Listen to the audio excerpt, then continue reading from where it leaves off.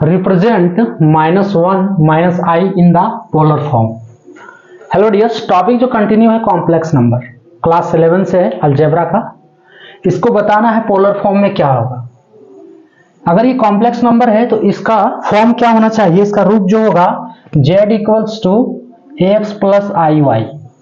ठीक है, ये जो वैल्यू दिया है -1 माइनस आई, ये इसी फॉर्म में होगा। ठीक है, तो इसको हम z मानेंगे, z इक्वल्स टू -1 माइनस आई। अब यहां से x का वैल्यू क्या निकल रहा है -1 और y का भी वैल्यू -1, यानी कि दोनों वैल्यू अगर माइनस में है तो ये थर्ड क्वाड्रेंट में है। ठीक है, ये वैल्यू कहां लाई कर रहा है, थर्ड क्वाड्रेंट, अगर ये दोनों माइनस में है।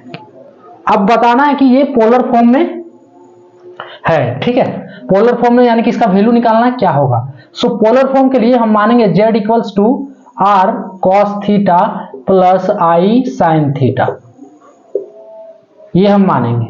सो z बराबर क्या होगा, r से जब मल्टीप्लाई करेंगे तो r कॉस थीटा प्लस आई r साइन थीटा होगा। अब ये दोनों को क्या है, कंपेयर कर दो।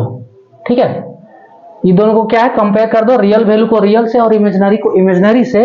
तो यहां से निकलेगा r cos थीटा बराबर -1 और r sin थीटा बराबर -1 निकलेगा। अब ये दोनों इक्वेशन को, इसको इक्वेशन 1 मान लो, इसको इक्वेशन 2 मान लो, और ये दोनों इक्वेशन को क्या करो, स्क्वायर करके ऐड कर दो।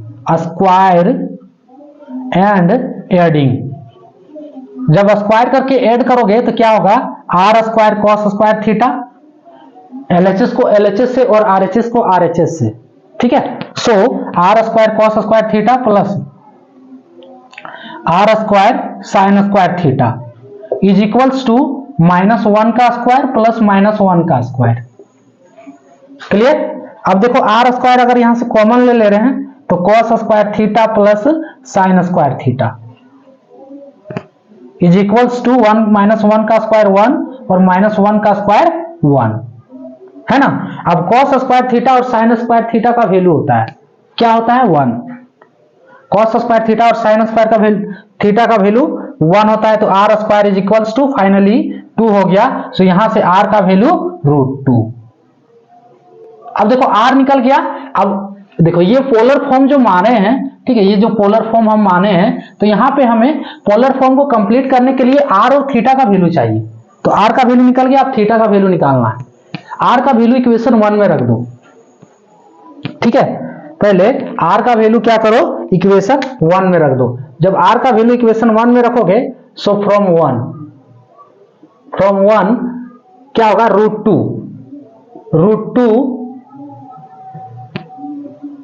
√2 कॉस थीटा बराबर -1, तो कॉस थीटा बराबर, so cos theta equals to क्या हो जाएगा, -1/√2 होगा। उसी तरह फ्रॉम 2 से, ठीक है, √2 साइन थीटा बराबर -1, तो sine theta is equals to -1/√2 होगा। अब यहां से टेन थीटा हम निकाल लेंगे। टेन थीटा इक्वल्स टू क्या आता है, tan equals to sine by cos, so tan theta is equals to sine by cos. Sine का वैल्यू -1/√2 डिवाइड -1/√2, तो डिवाइड को इंटू में लिखेंगे तो √2 -√2/1 कटेगा पूरा, माइनस माइनस प्लस। तो फाइनली जो टेन थीटा का वैल्यू आया वो कितना हो गया, 1। टेन थीटा का वैल्यू कितना हो गया, 1 हो गया। अब देखो थीटा निकालने के लिए हम अल्फा का सहारा लेंगे। ठीक है, अल्फा का रिलेशन होता है टेन अल्फा इज इक्वल्स होता है मोड टेन थीटा, ये होता है। ठीक है, जहां पे अल्फा क्या लाई कर रहा है, अल्फा जो एंगल लाई करता है वो 0 से 90 डिग्री के बीच लाई करता है, 0 से 90 डिग्री के बीच, π/2 0 से π/2 के बीच। अब देखो tan alpha equal to mod tan theta is equals to mod 1। So finally tan alpha जो आया, tan alpha is equals to 1, tan alpha is equals to 1 और tan alpha is equals to 10π/4 है ना, लिख सकते हैं। सो यहां से अल्फा का वैल्यू कितना आया, π/4। अब इस अल्फा से थीटा निकाल सकते हैं। कैसे निकालेंगे, अल्फा और थीटा के बीच एक रिलेशन होगा। कैसे रिलेशन होगा, देखो अगर ये वैल्यू जो एक्स और वाई का वैल्यू ये कहां लाई कर रहा है, थर्ड क्वाड्रेंट में, तो जब ये वैल्यू थर्ड क्वाड्रेंट में लाई करता है तो अल्फा और थीटा के बीच रिलेशन क्या होता है, theta is equals to alpha minus pi, ये रिलेशन होता है। ठीक है, जब ये वैल्यू कहां पे लाई करेगा, एक्स वाई का वैल्यू थर्ड क्वाड्रेंट के लिए, थर्ड क्वाड्रेंट के लिए।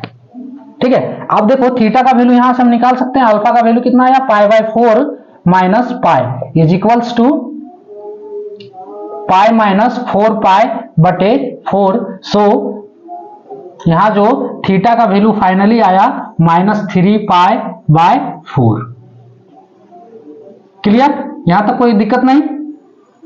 अब क्या करना है, थीटा मिल गया, आर का वैल्यू मिल गया। ठीक है, आर का वैल्यू, अब थीटा और आर का वैल्यू इस इक्वेशन में रख दो, पोलर फॉर्म का इक्वेशन आपका क्लियर हो गया।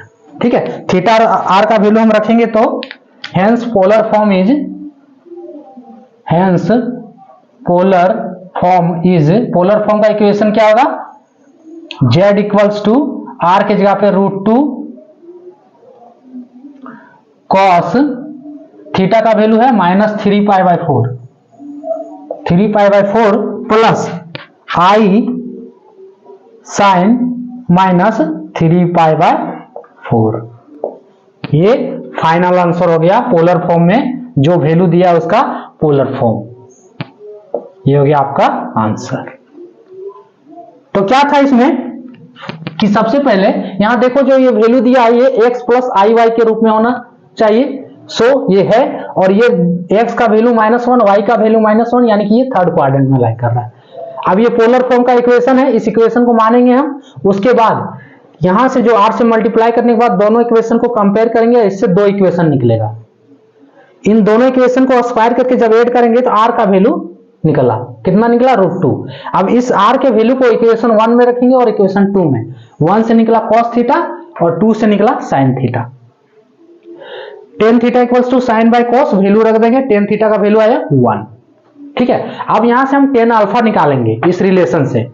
tan अल्फा इक्वल्स टू होता है mod tan थीटा, ये रिलेशन। tan अल्फा का वैल्यू आया 10π/4, सो अल्फा इक्वल्स टू π/4। अब जब ये वैल्यू लाई कर रहा है थर्ड क्वाड्रेंट में तो अल्फा और थीटा के बीच का रिलेशन ये है। इस रिलेशन से थीटा का वैल्यू निकालनी है -3π/4।